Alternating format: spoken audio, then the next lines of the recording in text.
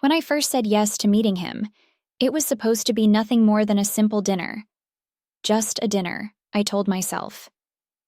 But as I sat there, watching him slide the thick, elegant envelope across the table, I realized this was no ordinary dinner date. It wasn't the first envelope I had received, and it certainly wouldn't be the last. It was also transactional, yet, in its own way, exhilarating. I glanced around the upscale restaurant, the clinking of glasses and soft murmurs creating an atmosphere of exclusivity. He was one of five men who, for reasons I never cared to ask, seemed to find me irresistible enough to lavish me with their wealth. They weren't just men. They were the embodiment of power, control, and indulgence. And I played my role perfectly. Each one of them thought they were special to me. And in a way, they were. But the truth was simpler and far less romantic. They filled a void I didn't even know existed. Their money? That was just a bonus. What I enjoyed most was the control, the way they bent to my whims without ever realizing it. It wasn't always this way. If you'd told me a year ago that I'd find myself tangled in such an unconventional arrangement, I'd have laughed in disbelief. But life has a way of surprising you, doesn't it? My marriage was a cage disguised as comfort, and my husband's indifference was the lock that kept it shut. The first time I ventured out of that cage, it wasn't planned. It was impulsive, reckless even. But it set something in motion that I couldn't stop, even if I wanted to. He was the first, a businessman with an insatiable appetite for adventure. I met him at a networking event I'd attended with my husband, though my husband barely noticed I was there. He saw me, though, truly saw me. And when he slipped his business card into my hand with a knowing smile, I didn't hesitate. That's how it began. Each new man brought something different to the table. One was a tech genius who loved to spoil me with the latest gadgets and extravagant vacations. Another was an artist, a tortured soul who found his muse in me. There was also the philanthropist, who thought he could buy my affection with his generosity, and the retired athlete who missed the thrill of the chase. They were a collection of contradictions, and I was the common thread weaving them together. At first, I felt a pang of guilt. I'd grown up believing in the sanctity of marriage, the idea that love was enough to sustain a lifetime. But love wasn't enough. Not when it was one-sided. My husband's love had faded into complacency, leaving me yearning for something more.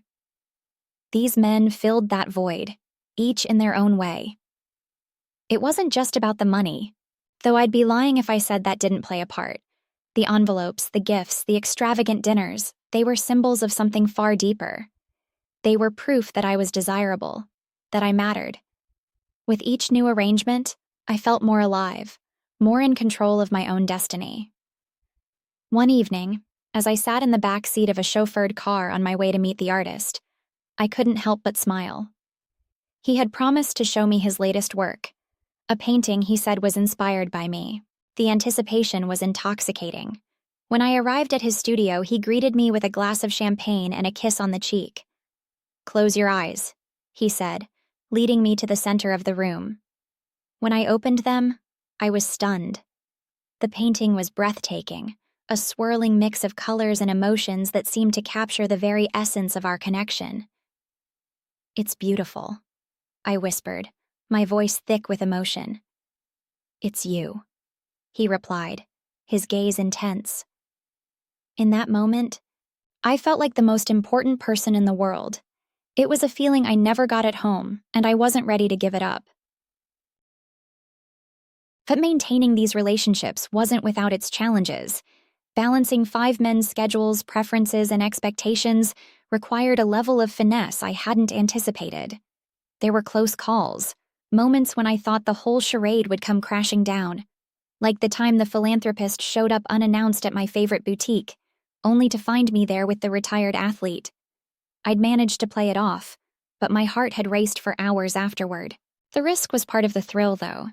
Every time I dodged a bullet, I felt an adrenaline rush that reminded me why I did this in the first place. It wasn't just about escaping the monotony of my marriage. It was about reclaiming my identity, my power. For years, I'd been defined by my roles. wife, hostess, dutiful companion. Now, I was something more. There were moments of doubt, of course. Late at night, when the house was quiet and the weight of my choices pressed down on me, I'd wonder if I was doing the right thing. But those moments were fleeting, quickly overshadowed by the excitement of what lay ahead. One by one, the men began to suspect they weren't the only ones in my life. The businessman confronted me first, his tone accusatory yet desperate. "Am I not enough for you?" he demanded, his eyes searching mine for an answer I wasn't willing to give. "It's not about that," I replied calmly. "You knew what this was from the beginning." He'd left in a huff, but not before sliding an envelope onto the table. It was lighter than usual, and I couldn't help but smirk. They always came back, I told myself. And he did, a few weeks later, with an apology and a heavier envelope. The others followed similar patterns. They'd question, I'd deflect, and eventually they'd accept. It was a delicate dance, one that required precision and confidence, and I was a master of it. Then there was the night everything changed. I had arranged to meet the tech genius at a private villa he'd rented for the weekend. As I stepped inside, I was greeted not by him, but by all 5 of them. My heart stopped, panic flooding my veins. They stood in a semicircle, their expressions a mix of anger, hurt, and curiosity. "Care to explain?" the philanthropist asked, his tone icy. For the first time in a long time, I was at a loss for words. But as I stood there, under their scrutinizing gazes, a strange sense of calm washed over me. I'd spent so long playing the game, crafting the perfect illusion. Now, the game was up. "You all knew what this was," I said finally, my voice steady. "None of you are victims here. You chose to be part of this, just as much as I did." They exchanged glances, their anger dissipating into something more complex. It wasn't forgiveness, but it wasn't rejection either. One by one, they began to leave, until only the artist remained. "You're incredible," he said, shaking his head in disbelief. "Terrifying, but incredible." I laughed, the sound echoing in the empty villa. "You're not the first to tell me that." As I walked out into the night, I felt a strange mix of liberation and uncertainty. The game had changed, but it wasn't over, not by a long shot.